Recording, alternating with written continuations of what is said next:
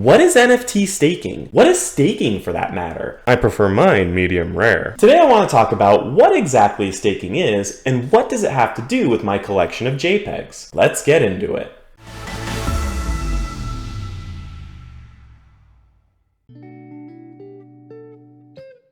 Staking can be thought of as another way of saying investing. Whereas in traditional financial systems, investing means depositing your funds into an account and then earning interest on the amount of funds that you deposited. In DeFi, staking means adding your crypto to a staking pool. That crypto is then used to validate transactions, and the staker is rewarded with a return for helping validate the transactions. This is one of the things that I love so much about decentralized finance. Literally anyone in the world with an internet access can become a crypto staker. All it requires is depositing crypto into one of these pools.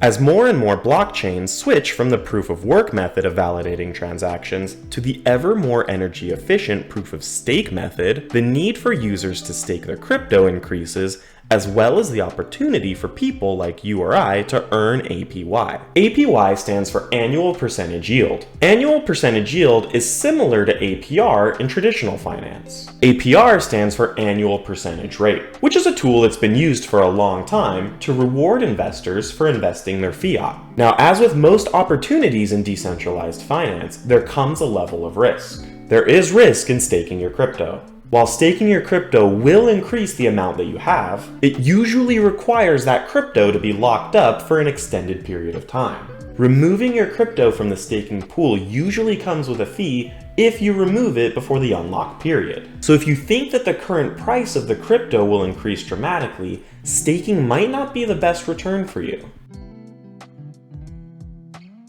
Now let's talk about how staking relates to NFTs. First off, why do projects want you to stake your NFT? Staking is a mechanism that incentivizes users to lock up their NFT in an external staking contract and provides in most cases a utility token to be rewarded for staking. NFT staking, if done correctly, is a win-win situation. When a user's NFT is staked, it is no longer a liquid asset and can't be listed on secondary marketplaces. It's locked up. As more NFTs are staked, there are less available to purchase on secondary markets, increasing demand and reducing supply. When supply is reduced, in many cases, it becomes much more difficult for new users to purchase that NFT, and by doing so, increases the floor price of those NFTs, thus making them more valuable. How users are incentivized for staking their NFT is they're rewarded with a utility token that can then be used to trade for more valuable tokens such as Ethereum or Solana. Another commonly asked question is, where does the money come from for the staking pool? Oftentimes an NFT project will utilize some of the funds that they raised when they first launched the NFTs. Or a lot of times they'll use a percentage of the funds that they receive